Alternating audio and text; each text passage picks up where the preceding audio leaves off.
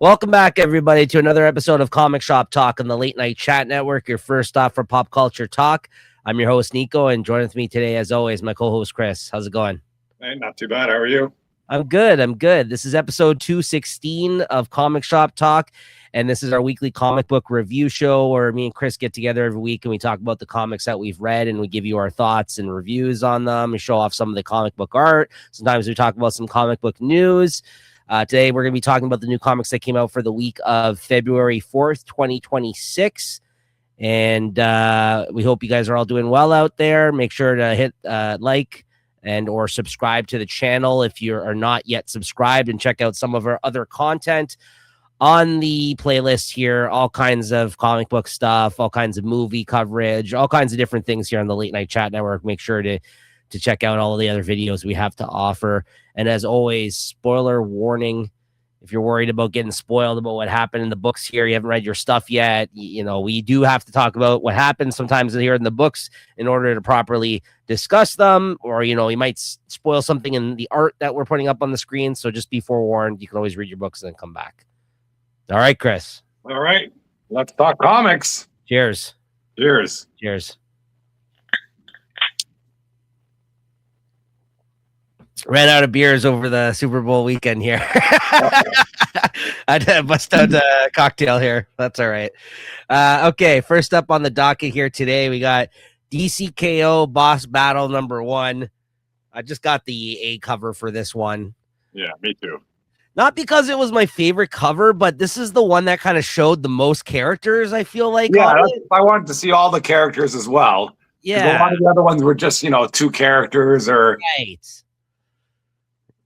Yeah, and I don't know. I thought this was a fun issue. I wasn't expecting too much.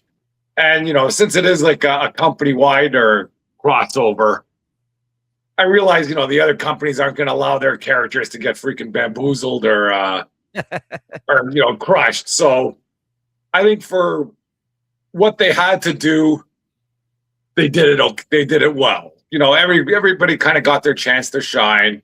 There's some fun things there. I like the Joker and the Annabelle doll. I love seeing that bear out there. The stuff with Homelander and Superman, that was fun to see. Just even reading that Mortal Kombat part, I can hear the music in my head. That was fighting like Plastic Man and somebody. That wasn't my favorite battle, but it was great that they started out with them, because right away, they all kind of popped out into their different universes. And I guess the idea is that, I don't know who sends them out there. Somebody sends them out there to gain some extra Omega energy, because they're not ready to fight the absolute heroes, I guess. So they went out there to get this extra Omega energy, and I think they brought back a few people for the fight. So I thought it was fun stuff. Not the greatest thing, but it was entertaining, and it was nice seeing some other characters. Like, I think they kind of dropped the ball with Vampirella. I don't think she was doing too much with Batgirl. No, yeah. What can you do sometimes?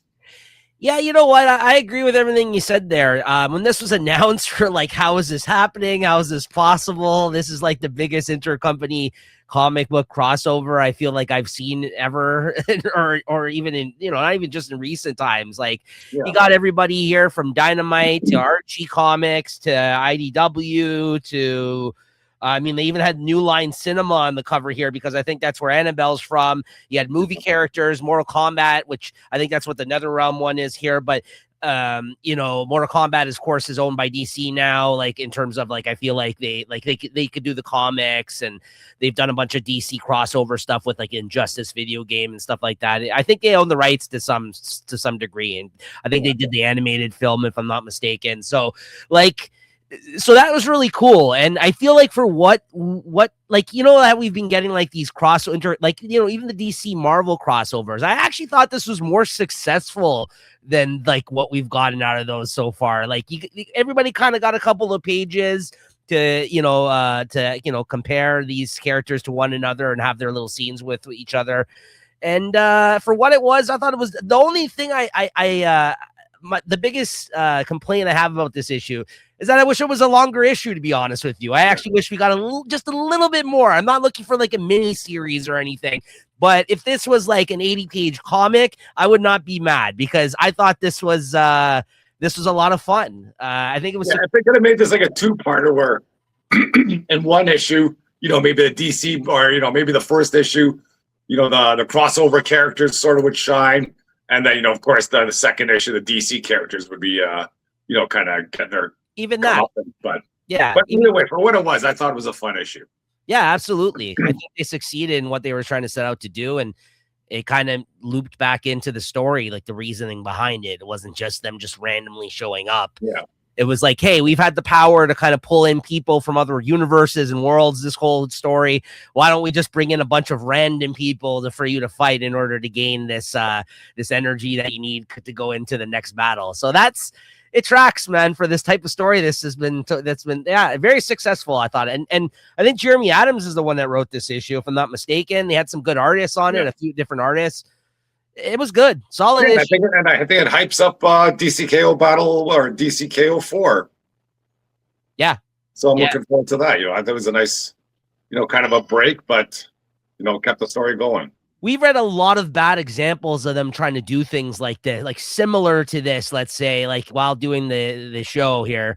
And I think this was one of the better examples of something like this, honestly. So yeah, I'm not mad at it.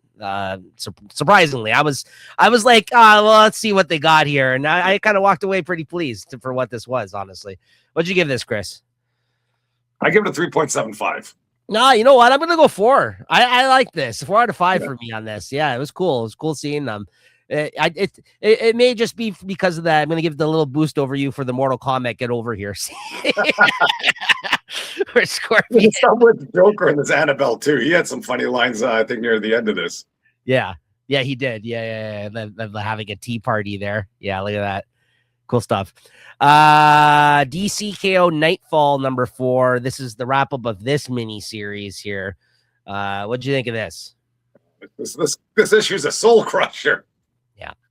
Just seeing Batman as a grandfather with a kid, and having a grandson, and sort of Damian's kind of done right to this world, and just the way they portray it. And now why they have Batman fighting, I guess this is his sort of version. If he were to win this Omega Energy, this would probably be the world he could make. And I guess the big thing is that he knows that this world isn't real. Yeah. And he's still sort of fighting for it. And just the way they have all the characters there, I think when the Justice League shows up, they're all casual, kind of just wearing, casual clothing. It's not like, oh, Bruce, good to see you. And there's so many, this is the life you want for Bruce Wayne. And he's not going to get it. So but I thought it was a great issue. And I really like the point that they drove home, that these people are able to have this life because of his sacrifice of his life, essentially. Like it was that they kind of really drove that home here, was that the reason that the people were able to kind of get to this point in this life is because of the sacrifices he had made in his life being Batman. And even he is able to kind of benefit a little bit from it in this story. And like you said, we just know that's never going to happen because we're on this perpetual kind of story where it's just like, in terms of continuity, we will never get to this stage. But every now and then they do like to give us glimpses of what could be. And yeah, this was a slow build, this miniseries, I got to say, because I don't feel like we were that high on it at the beginning of the miniseries. But at this point, by the time they wrapped up, and they throw him back into the KO battle by the end of this one, it was a nice story. It was a slow build, and it wasn't bad, actually. I did, really enjoyed it. And I do like the twist at the end when he's fighting Damian, for the final battle. You always think he has to beat all these people. But the test was basically, will Batman ever submit? And I think he does basically submit at the end of this, saying, I can't win. And that was the test that whoever the Heart of Apocalypse was testing him. And I guess it sounds like Batman's back in business, and he's going back into the ring now. So right, we'll see how it plays out. He actually shows enough humility for once, where he's, I guess, less because of all his pride he has too, and how he can't, he bowed down to Nightwing, though, of all people, right? Or no, is that Damian? Sorry, is it Damian that he fights? Yeah, sorry. Yeah, that's. again, that makes sense. That like, if all people, he would like be like, okay, I give up. Like to him, I've taught you well, my son. Right? Yeah. Kind of like, yeah, that was it was like you said, a soul crushing moment here at the end for him. And then he's just like, oh, back into the fight you go. Right? Back into DCKO now. We knew he wasn't going to be out for long. He's got to be there for the finale here. It seems like. So, what'd you give this? Yeah, I'd give this a 4, but for the series, this didn't need to be 4 issues.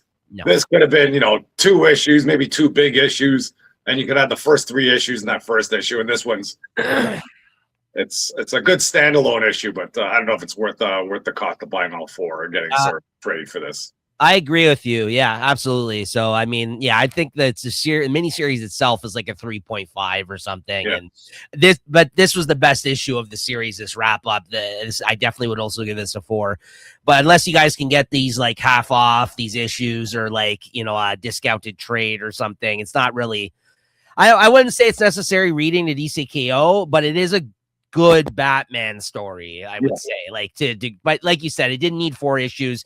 Half of the series we weren't even that high on it until these last couple of issues, quite frankly, like until they really kind of focused on this part. Yeah, I wanted to find out what the story was, because in the beginning it's like the solicitations were, Batman's got to fight his Robins to the death, and okay, like what's this going to be? Yeah, no. Exactly. Yeah, I'd also give it a 4 though. This was a good issue, but good ending. If I buy 1 issue out of the series, I'd buy this one. Yes, and I'm not worried about the first 3. Yep, agreed. Next up, we got Ultimate Endgame number 2, checking in on one of Marvel's big event kind of things going on right now. At the top of the show, got the A cover for this as well. Yeah. Okay, all I gotta say is, Jonathan Hickman. Okay, I'm tired of you starting stories and just letting other people finish them. Next time he does something, you better start it and have his end plan, and he can finish it and do what he likes. Because I don't know, I'm not too high on this Ultimate Endgame finale here. What are they? They're stuck in, I guess, inside the dome, and a lot of this issue was with Tony Stark's father, and he's been in there for 800 years, sort of fighting against this, fighting against the Maker, and he's been in there so long, and the way he battles him, he's not even battling him like kind of chronologically when he's talking to him. It's like, oh yeah, I fought him in the beginning, I did this, then I fought him 2,000 years later, I did that, and 800 years ago I did this. I don't know. It's not the greatest storytelling that I like. And I guess the big deal at the end, it seems like Doom might be a turncoat, which I don't know. We'll see how that plays out. Yeah. That's what they kind of left us with. I did kind of like the characterization of his father in this, though, in Turnus. Like, that is like the future Kang. Like, that's his father in this, I guess. But like, so like in terms of him being a Kang character, like, because I think of Turnus.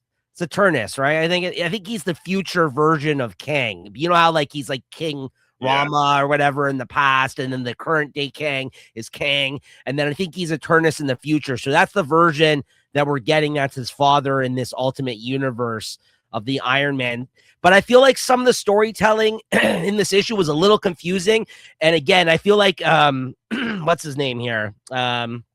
Denise Camp is doing Hickman karaoke or something. You know what I mean? Like this is no, but it's true. This is what early what was it? What was the series? Ultimates was. It was basically him doing a very Hickman-like story, it seemed like. But it felt like it was written by Hickman, but it was like Hickman-light. Like it wasn't Hickman, but it was like the ideas were very Hickman-like. And like you said, obviously Hickman's not involved in this wrap-up. So here is Denise Camp, who's writing the Ultimates, and now is doing this wrap-up series, basically trying to go back into his Hickman Ultimates bag here. Like, that's kind of what I got out of this issue. Yeah. There's some interesting ideas here, but it's not really all coming together for me in a satisfying way. Like, so I'm kind of with you. Some of your thoughts on this ending here, where it's like, I feel like they're dropping the ball a little bit. We still got about 3 issues to go, so there might be some interesting stuff still to happen. I did like the jokes about how he kept referencing different Death's Head. Before he died, he's like, I just want you to know Death's Head 19 was my favorite or something like that. Like he's like, this is Death's Head 22 or something like that. Like it's just, I did like those jokes because again, I like that Death's Head was in this for whatever fucking reason. But otherwise, Yeah, the story isn't really coming together too much for me here. It has moments of good stuff, but as a whole, it's not the best. So yeah. Yeah. What'd you give this? I'll give it a 3.75 though, because I am still interested in what's going on here. But I was expecting banger after banger, for all these issues. Yeah, I agree. I would also give this 3.75, despite what I said there. I do think there's some good moments still, but yeah, it should be over 4 points this every issue of this miniseries, quite frankly. You know what I mean? The fact that we're giving DCKO tie-in stuff more than this in terms of our rating should tell you all you need to know in that regard, right? So yeah. Magic and Colossus #1. We got a couple new #1s here this week. What do you think of this, Chris?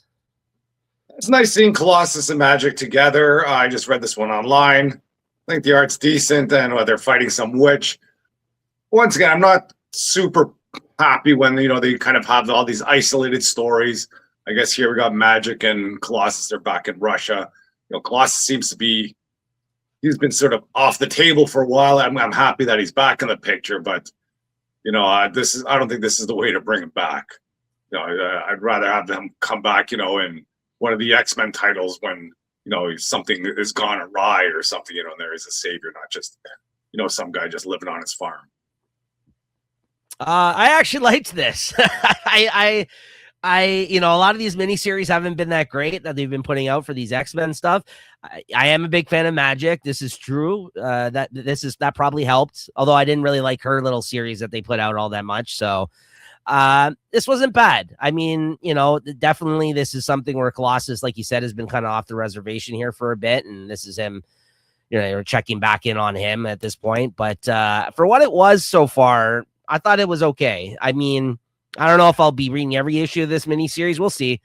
But we've had a lot of worse starts to these little miniseries of X-Men stuff they've been putting out than I thought this was. This was fine. So that's what I'll say about that. I thought the art was okay. So yeah. Yeah, that's not terrible, but could be better. Yep. I give it a 3.5. Yeah. Yeah, I would almost give it a 3.75, but yeah, I mean, if I'm being honest, yeah, it's 3.5 out of 5. Next up, we got Storm's Earth's Mightiest Mutant #1. Yeah, this one's also following a storyline I didn't enjoy too much. This Thunder War, this God of Thunder stuff.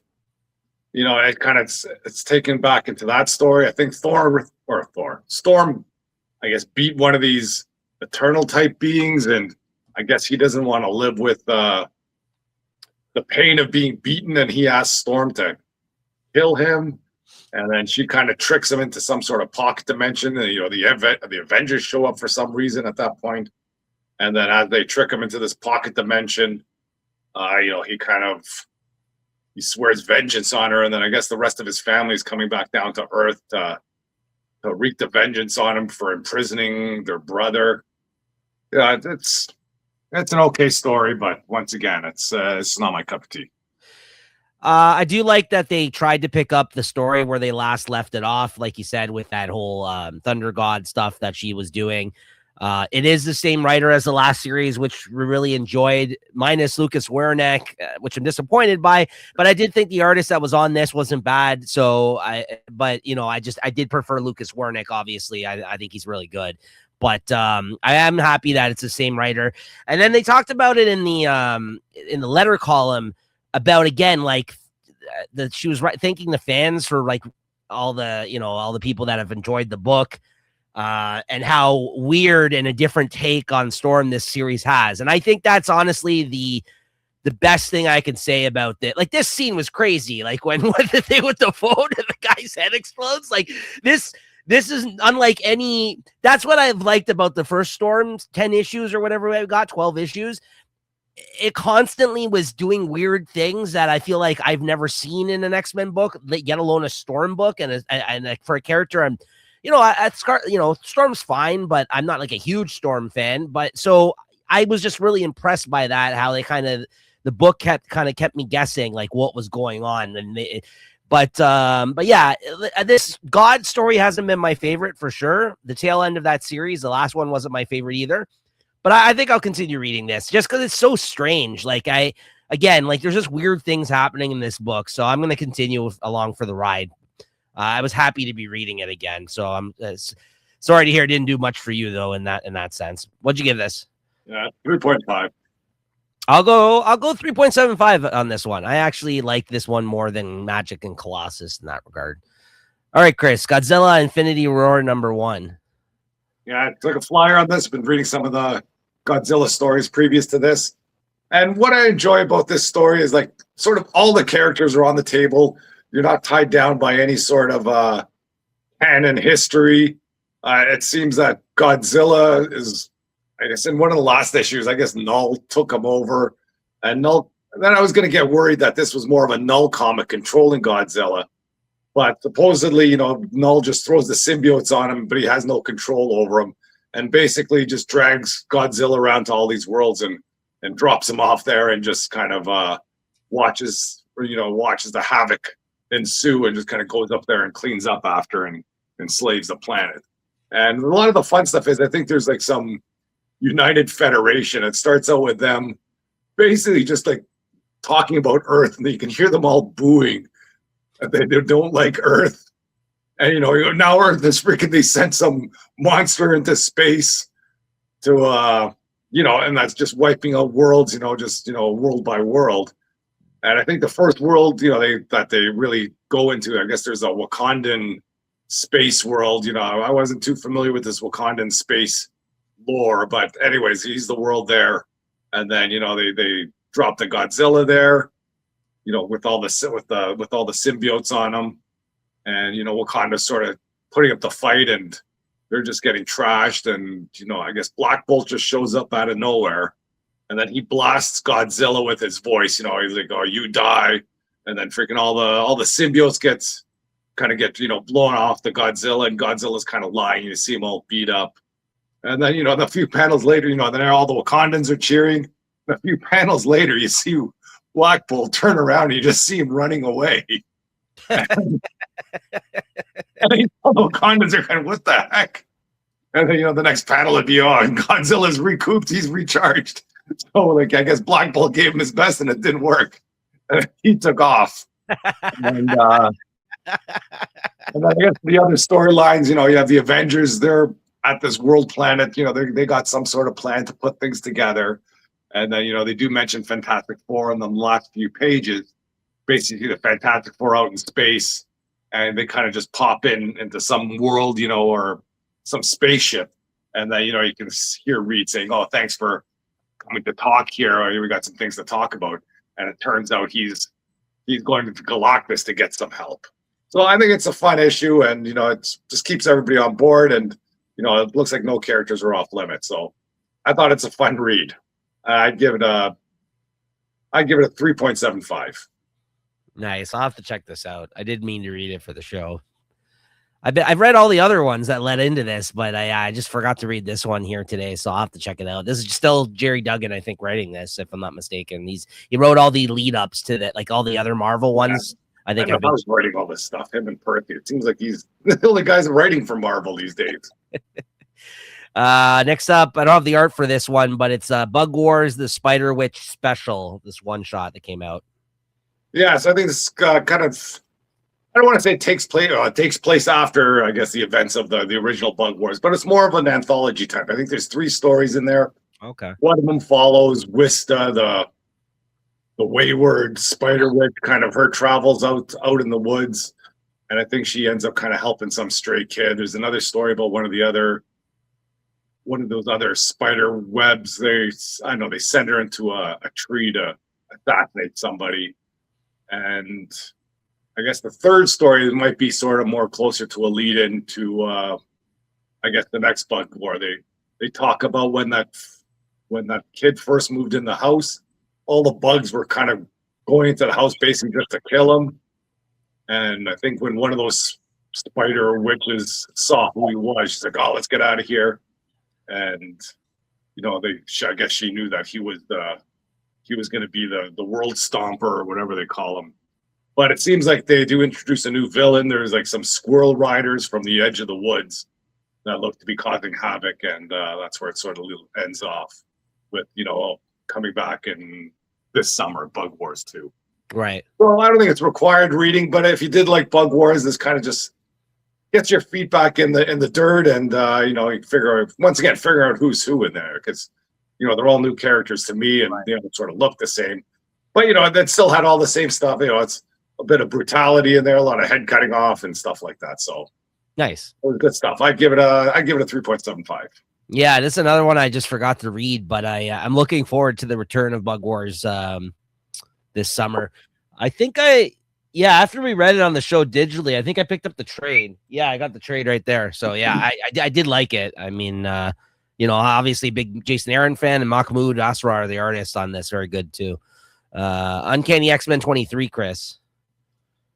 Yeah, I don't know what this one's about here. I think it starts out with I guess one of the caretakers of the kids reading some Wild West story, and I guess this story sort of morphs into all those kids being involved in the story, and what the X-Men are up to. They seem to have some sort of intervention against Gambit of all people. I don't know why. They're all kind of coming together because they got to stop Gambit from something. And supposedly that Eye of Amagadu that Gambit picked up in, I don't know, first or second issue, is slowly poisoning his soul, and he doesn't believe it. And so basically all the X-Men are forced to fight Gambit, and Gambit sort of, he holds his ground against them. And I know you mentioned earlier at the end, Elsa Bloodstone and her monsters show up, but for the life of me, I think it's more because of the history of the house or something like that. Okay. And, and then basically they almost stop fighting Gambit at the time because now they got to focus their attention on Elsa and Bloodstone. So still not great stuff. Just wacky stuff going on there. I was hoping they didn't have more of the shadows of the war or whatever, or shadows of the apocalypse or the revelation, but there was nothing like that in there. So I'd give it I'll give it a 3.5. I was verging on 3 point.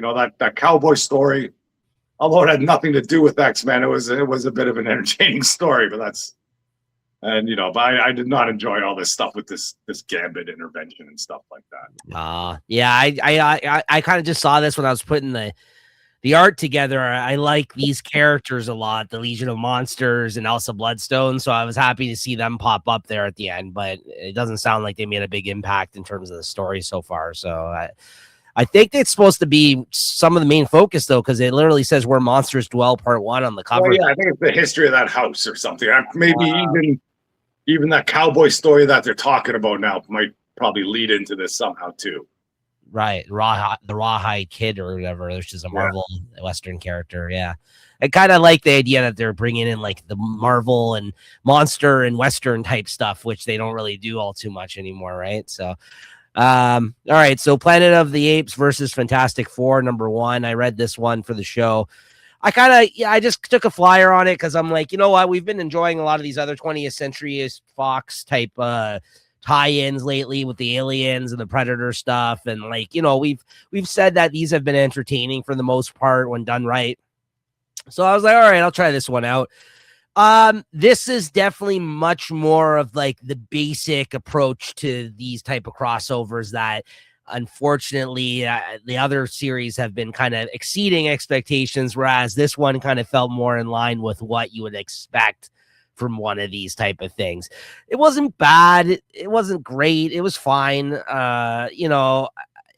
Maybe it's just because I'm a big Planet of the Apes fan. I am, especially of I've watched a bunch of the older ones. I really like the last trilogy of the ones that they did, and now they just brought out the newest one, I think last year, of them continuing that story, like Dawn of the Planet of the Apes or whatever, like that last trilogy that they put out that started with James Franco or whatever, and then like all those other ones that came out after that's a solid trilogy. That trilogy of the Matt Reeves Planet of the Apes films. He's the guy that went off into the Batman movie after that. I really like those. This is basically more of like the old school Planet of the Apes. Like there's, Dr. Zaius and stuff is talked about here. And like the Fantastic Four gets transported to like the Planet of the Apes timeline, and they're on trial because they're humans, but they're trying to give them a fair trial. And there's that whole thing about, ape does not do this, or, to like all that whole thing. Ape does not kill it. Like all the rules that they have. even against humans. They're like, oh no, we must put them on trial. They deserve a fair trial or whatever. And they do all this kind of stuff in it. And there's all these nods to the characters of the old Planet of the Apes stuff here. And then by the end of it, something happens where the Planet of the, like some of the apes basically turn into the Fantastic Four. Like they have Fantastic Four's powers. Like there's a few of the apes that now have been transformed into their own version of the Fantastic Four. And there's stuff happening in back in their world, the Fantastic Four's world, this, Marvel 616 universe where Dr. Doom is brought in at the end. So it could be fun. I don't know. I may or may not give it another issue. It wasn't bad, but I'd probably just go 3.5 out of 5 on this one. It wasn't as like spectacular or like this is way better than it should be in terms of like the Alien versus Captain America, the Alien, all those Alien ones they've been doing, and like even some of like the Predator stuff I feel like has been more fun that we've been reading lately. But, I might give it another issue. It wasn't bad. It was just definitely more like paint by numbers basic, I felt like, approach to like, here's these group of characters, here's these group of characters. You would think these two characters would go well together, though. Like, I wouldn't say they go badly together, but it's just it's exactly what you would expect from Planet of the Apes. I'll say that, like their side of things. So Give it a read. I'm a big fan of those 70s Planet of the Apes. All whatever, they had like 5 or 6 movies there. Yeah, you might like. So maybe you I'll might like this. this. Yeah, you might like this. Your mileage may vary. You might like this more because I've seen a few of the older ones as well, but I don't have enough. Yeah, here's them as the Fantastic Four. I don't have the same. Or did the Fantastic Four turn into apes? I can't remember. I think it's the other way around. I think the apes turned in. Yeah, the apes turned into the Fantastic Four. That's right. And then here's Doom at the end showing up. So we'll see if with Doom showing up on the last page, it's probably got one more issue from me. I'll say that. That's what he's up to there. Yeah, exactly. He's not going to let those apes push him around. Right. I'm like, okay, you got me for one more issue. So, all right. Next up, we got Batman number 6. Got my issue here.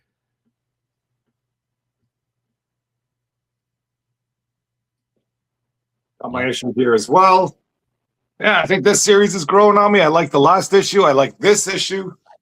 Seems to be the fallout of, I guess Bruce or Damian or Robin revealing to Bruce's date that he's his father.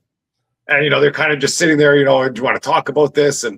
But I still don't think it dawns on her that Bruce is Batman. She's just more kind of freaked out that Bruce is Robin's father. Yeah. I don't know why she wouldn't freaking figure it out after all the adventure she was on before. Right. And then I guess that gang that was out to get her, they feel some repercussions and they're bringing in some big guns to get her. And at the end, you see her sort of back in her lab talking to somebody, and you think it's like somebody on a computer or something like that. And it turns, is that the Joker in there or something? That's what it appears like. Yeah. I don't know what the hell happened to him last in these books. I don't know how he ended up in the vat there, but he looks bad. He looks like he's in a rough spot, but yeah, it could be another sort of Harley Quinn in the making there. Yeah. I loved this. I think that the last few issues have really, like the book wasn't bad since it launched, but again, it was a slow burn. And I think with these last couple of issues, I'm like, this has gotten really good now. Like, I think like we're officially in the sweet spot of this run here now. And I love what George Jimenez has done with his art, like doing all this. Yeah. Like, I think this is going to be a name that if he continues putting out issues in this run this year, that's going to make an appearance in the running by the end of the year in terms of our favorite artists, because again, it was just a slow start to this series. But these last couple issues, especially, I really love like how like he's doing all this little smaller panel work lately, like not as big and bombastic type of scenes like he used to do, but like all like the great storytelling still there. And like all like the little cartoony stuff he's doing is really interesting. Like there's one moment where like he's fighting and he almost has like an elastic fucking arm or something that he's punching somebody with. Like there's just all these really really good cartooning type stuff he's doing, and just like to have seen his art transform into like all these slight little different styles that he's been doing, because he's been on the book for so long, Batman, with 3 different writers at this point. The fact that he's actually taking the effort to change little things about his art, like this guy's great, this George Jimenez. Like yeah, it's just I'm so happy he stayed on the book. So like, I'm happy he's sticking around, and I'm happy that like he's not sort of taking breaks. Like, an issue like this could be, well, this would, you don't want to waste George Jimenez on an issue like this where it might not be so action packed, but he just shines in this issue too. So I hope they kind of have him like at least doing full arcs, and if they do give him a break, it's sort of like a 1 or 2 shot. Kind of like what they did with Wonder Woman, where it's just a different story, and kind of get him back in there so he at least can do complete arcs. Yeah, I agree. Yeah, that's the little panel I'm talking about right there. He's like kicking 2 different people at the same time, but you see like there's like a speed on, like you see speed lines on like one of his legs, like anime style almost. Like I just like how his art just looks different in this run, even compared to the last run that he was doing. It's just he's kind of flexing different muscles, it seems like. So yeah, it's interesting to see. Like I wouldn't even say it's like an evolved form of his art. He's just doing different kind of styles, like between writers, which is impressive. And I saw him talking about it, I think in one of those letter columns or something one time, or somewhere, maybe in that little zine that he put out, the Chip Zdarsky one. I think he interviewed him or something. And yeah, it's interesting to see that it's like something he's really trying to do here. So yeah, great stuff. I think this run's great so far, and I really like this the storytelling going on here, and I'm interested to see where it goes. Yeah, here's the Joker here and all his I don't know what the hell's going on. If that is the Joker, yeah, he looks worse for wear there in this tube. So, what'd you give this? I'll give it a 4. That was good stuff. I'm gonna go even 4.25 on this. Yeah, I'm really liking this story so far. Absolute Superman 16. I wish I was buying this fucking book, man. Yeah. Show your copy. Yeah. Want to jump back on? Yeah. And this Hawkman character, like I don't know if he's like, because the first time we see this Hawkman is an absolute evil, where he just takes out Oliver Queen or something, and you think he's just like a straight up villain. But you get a bit of history here. I don't really care about that, but I guess this history sort of has some blending in with Black Adam somehow. They don't really mention Black Adam, but they do mention he's in the tombs of whatever Black Adam's name is called. And, so that's sort of interesting there. And then I guess the Hawkman just kind of runs into Superman, trying to tell him to slow his roll and pick his fights properly. And while he's doing this, Superman's just freaking taking off to help people. And, this kind of upsets Hawkman. And then I think at one point, Hawkman says, "Hey, don't listen here and talk. I don't care if there's trouble out there." Then he sees something else. Because if you take off on me again, we're gonna have trouble. He goes, "Oh, okay." Superman's all right. Then he just drags him with him when he goes out to see what's going on. And I guess that leads into a battle, which I thought was a pretty good fight. I didn't think, I've never seen Hawkman sort of played as this strong, because he goes toe to toe to Superman. Superman blasts him with those whatever the microwave eyes or whatever they call them, that heat vision, and he's like, "Hey, you got to do more than that." He cracks him with his mace a few times, and then of course Superman does unleash him with that, I think one of those his eye beams, where he sends him like right down to the subway, and then basically as Hawkman's crawling out of the subway, you see Parasite there. So I guess they're gonna have to team up to fight this Parasite. And who knows what. I know Parasite's got a big role in DC that's he's caused a lot of trouble. So we'll see what he has, what's up in store for the Absolute Universe. But then the last few pages turn this comic from okay to like, what the heck is going on? So Brainiac is trying to track down Lex Luthor. Once again, we've seen kind of pictures of him where, he's out in the farm, just kind of chilling. And, we see what's happening. And Brainiac meets up with them, and you see Lex Luthor's life is nothing like you'd expect. He's there with his couple of kids, are having a birthday. He's like such a kind and humble guy. He's not a freaking, he's not like a super brain there. He's like, you can't see this guy turning bad. And then, Brainiac is, I guess he has some sort of connection to the mainline to the main our DC universe. He's like thinking to himself, this can't be the Lex Luthor that's out there. And basically goes, maybe he just needs the proper persuasion. And you just see me dead with the chainsaw. He goes, well, I'm ready to try and persuade him. It's like, oh my God, if he does this is going to be crazy. Like, this is the way you end a comic. Yeah. Again, this last arc and the start of this new arc have just been fantastic for this series as well. Again, I talk about another slow burn book that's just off to the races. Now, this book's been on such a heater lately. Like, and again, the best thing that came out of that collaboration of Juan Ferreira on Ninja Turtles with Jason Aaron is that he brought him over to DC with this book. I think he had already done some DC work prior to doing that book with him, but I don't think he's ever worked with Jason Aaron prior to that.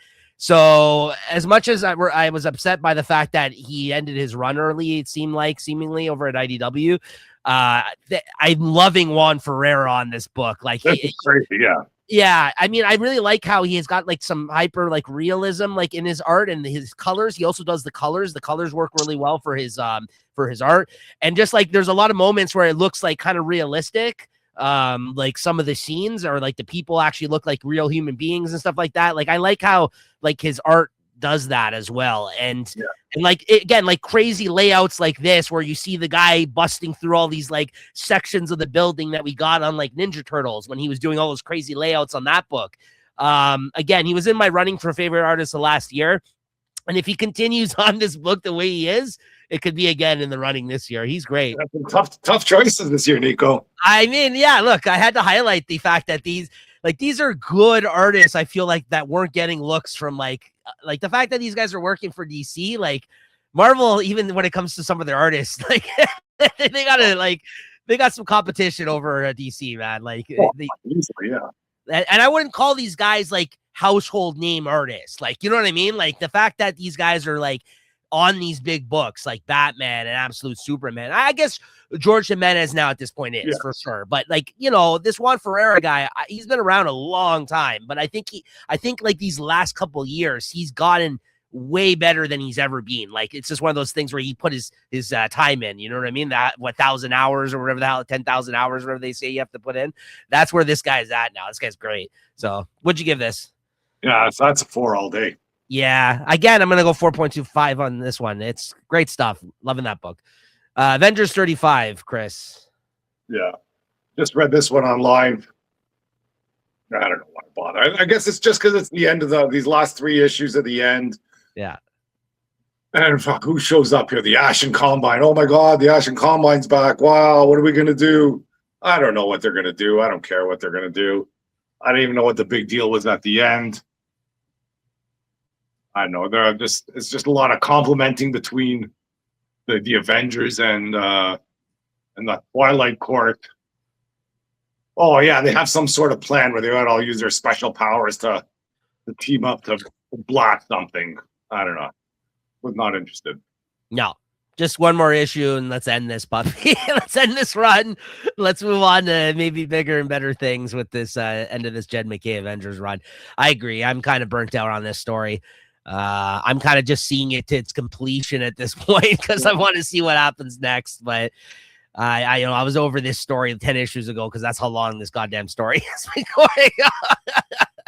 36 issues in, 35 issues in, and they're talking about stuff that was in the first arc. That's nobody liked to begin with. Like, this is beating a dead horse, freaking bringing it back to life and then killing it again. Yeah. What'd you give this? 3.25. Yeah. Yeah. Ultimate Wolverine 14. Okay. Does he fight the bear again? No, he does not. Well, this is a better year. Like, why couldn't it be last issue? Like, here he's with what's her name? You know, him and Jean are sort of just floating around in the countryside. You know, and it's still like, I thought this might be leading up to sort of Endgame and, you know, how they're fighting in the world. But it looks like they're just still trying to track down Liliana. I guess I don't even know why they put her history in here. You know, she's a bad guy. They're trying to, I guess, kind of make her more sympathetic. I don't know. I think there was another character revealed there. I forget who she was. I would rather hear more about that other character, I think. Magic's in this issue, and what's her name? Like, wasn't somebody helping him out near the end? Yeah. I don't know who that was, but I'd rather hear more about them. And this Sentinel, like, this is a pretty good crew he's rolling with. I like that Sentinel. I like Jean Grey, and I like this Wolverine. So it's too bad it's going to end. But let's hope he doesn't fight a bear again. Yeah, I thought there was a lot of missed opportunities with this series. Quite frankly, it just never really gave us the focus that I wish that it could have. Like, honestly, it's kind of been a mixed bag. I feel like in terms of like how up and down my enjoyment of the series has gone. Overall, I've liked it more than I haven't, but we've had a couple of pointless issues in between arcs. We've had they really pumped the brakes on this series when they announced the end of the Ultimate Universe, because this was not part of the first slate of books. So we already were getting shortchanged in that regard. Right. So yeah, I just think this is this had a lot more potential than I think it gave us. Yeah, because remember in the beginning when he was living in that town, you had Black Widow. Yeah. You had Sabretooth. All these people were, that made the story interesting. Then they kind of just dropped off, and yeah, we'll see where it goes. But I guess the good thing is we do know it's ending, so I'm all in until the end. Oh yeah, this is Lady Deathstrike here at the end of the issue that he was fighting. If you're talking about her, I don't know. Well, I thought there was somebody on their side that's sure. Jean was here, but that's okay. Maybe I'm mistaken then. Yeah. What'd you give this? I got 3.75. Yeah. Wolverine 15. Oh, nice. Picked it up, eh? Nice. Picked it up. Yeah, I fell for the hype. Okay, Wolverine. We got Alpha Flight. Yeah, and of course, who is this again? Salman Ahmed or something? Salman, yeah. Freaking screwed me again. For 2 issues now. Like the Alpha Flight did you read this? Yeah. Yeah, the Alpha Flight that shows up isn't Alpha Flight. Oh, no. Some fake Alpha Flight. I did like Puck there, but yes. Really, Puck's going to be freaking hanging out with these guys. But just the way they have this whole team in there. He's on some work release program, all this baloney stuff. Get out of here. I like the stuff with Silver Sable and Wolverine, and that's good stuff working there. Yes. Yeah, how they work out there, but the way this writer does not like Alpha Flight. We need somebody that likes Alpha Flight to write Alpha Flight and not just use them as some stooges here. Like, come on. I liked that Mike Henderson was on art on this issue. It was nice to see him. I got a nice a nice Japan Wolverine commission of him on my wall here. I like this artist a lot, so I was happy to see him on the issue. I like the story. I like Silver Sable. I like the characters involved in the story. I agree with you. This isn't the version of Alpha Flight we were hoping for, because half the characters aren't there and it's other people in their place. And yeah, why would Puck be fighting him despite this new role? That's all.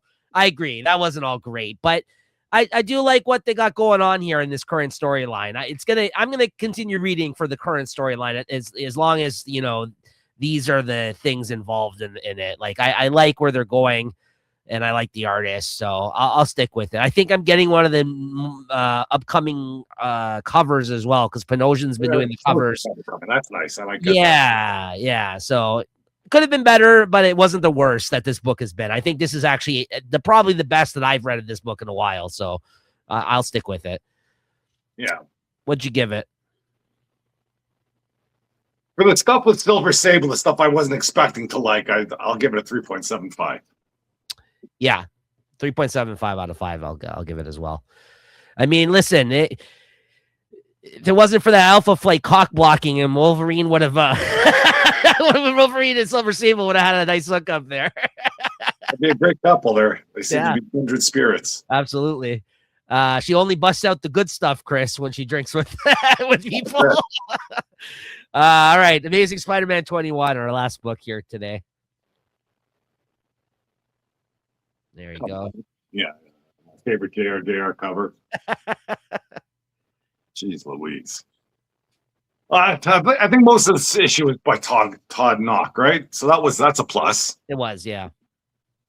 And I have been interested in this story, and like the stuff they're doing, it sounds good on paper. That whole Spider family there is with Green Goblin or whatever, Harry fighting as Spider-Man, and they're getting overwhelmed.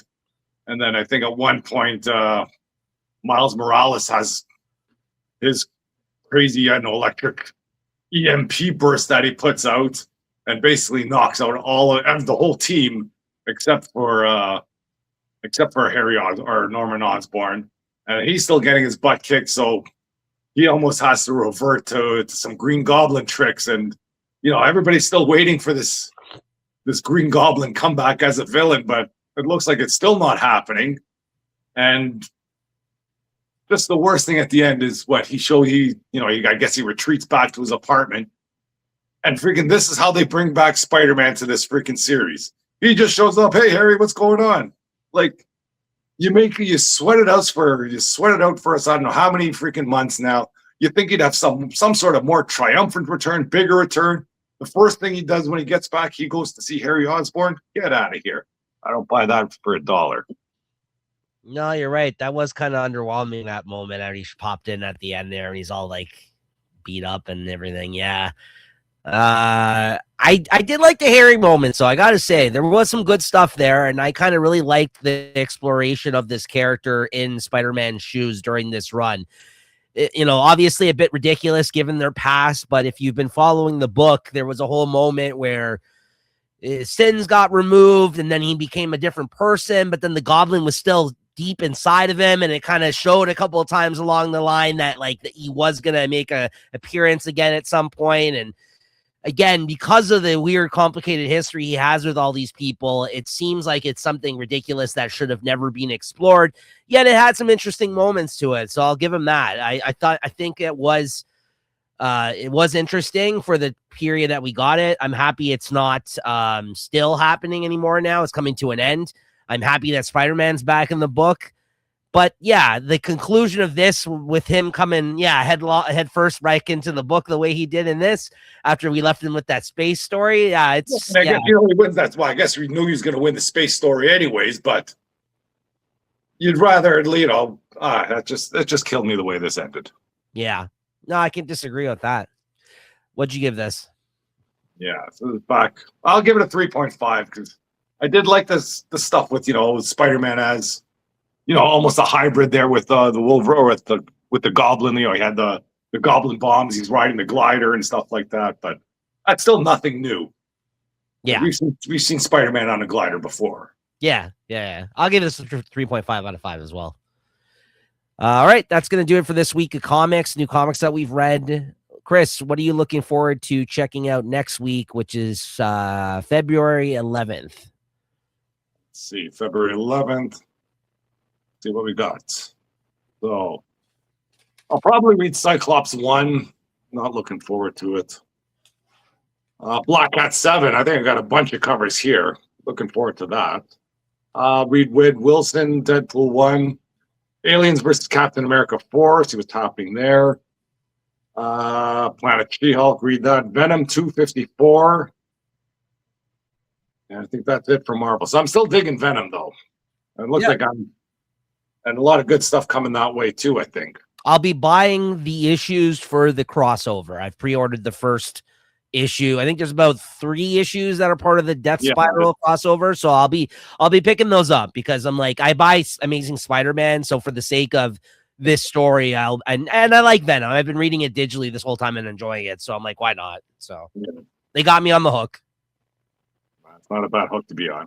No.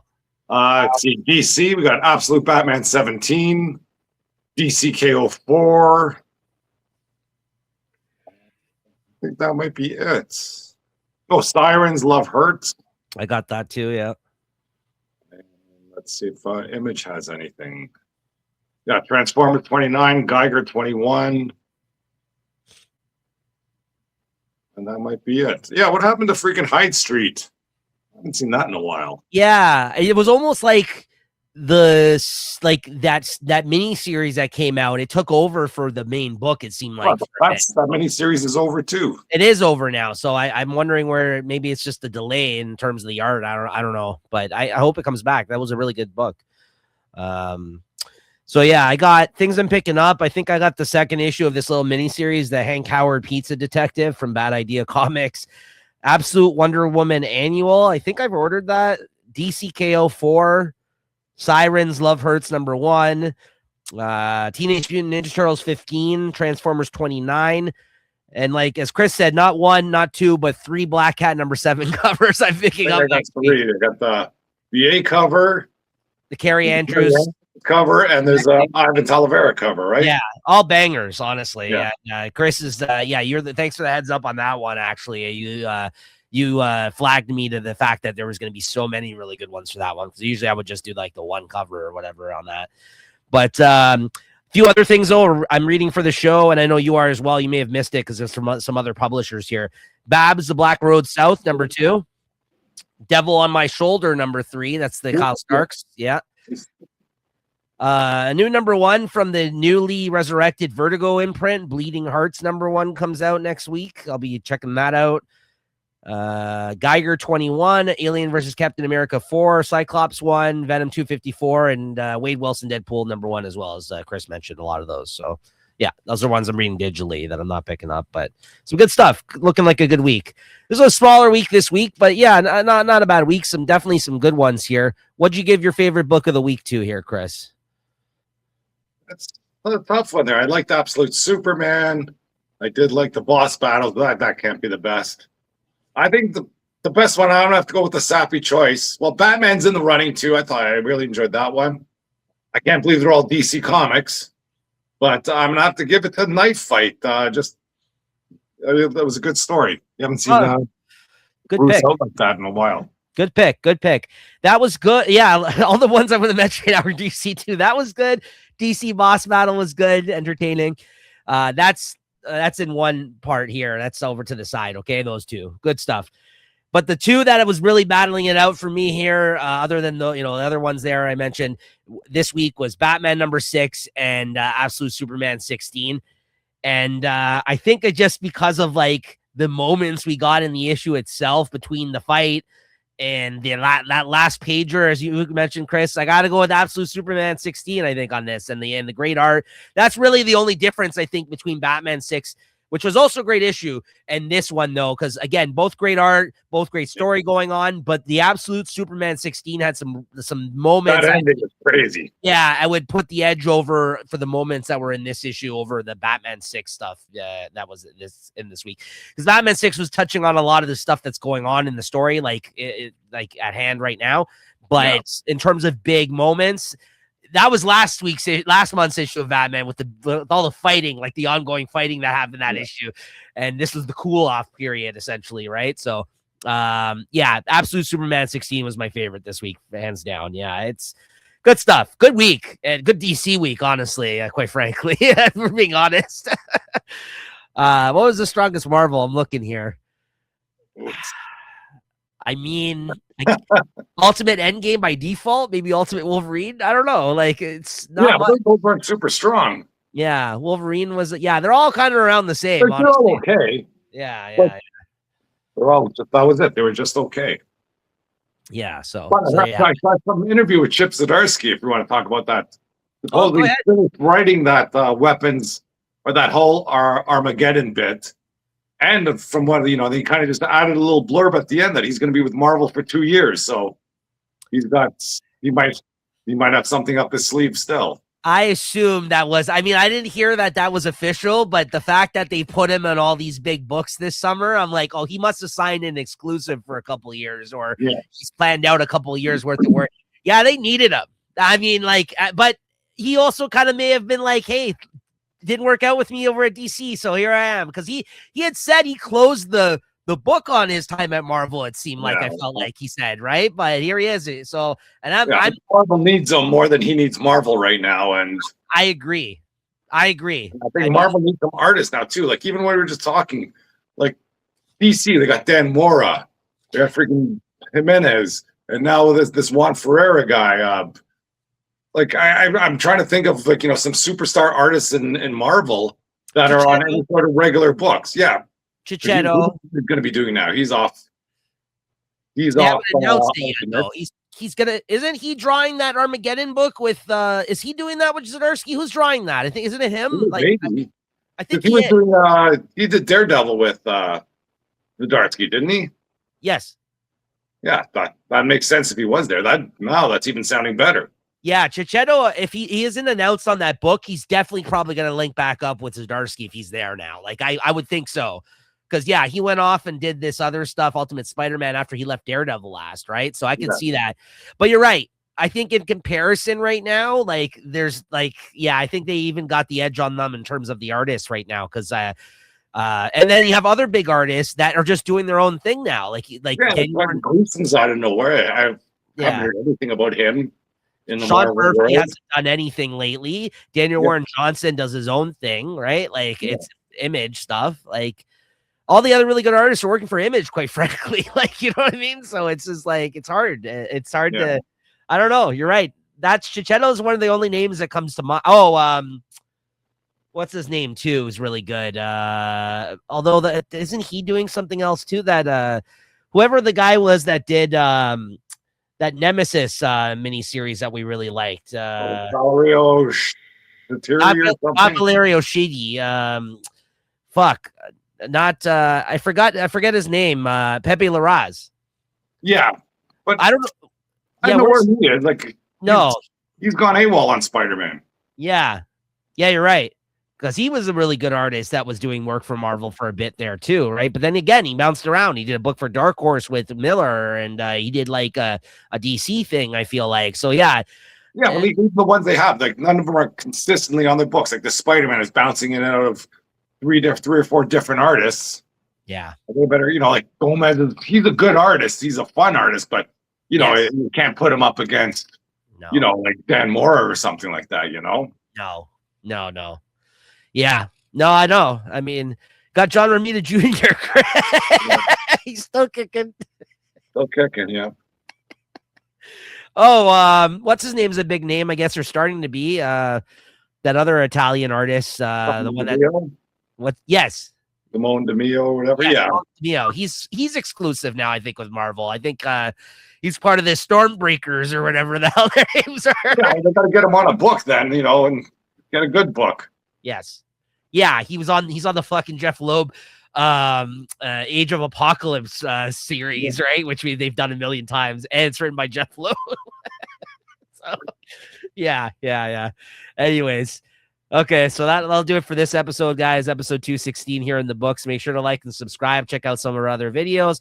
You can catch us back here next week, as always. Me and Chris talking about comics. All right, guys. Later. Thanks, Chris. All right, later. Later.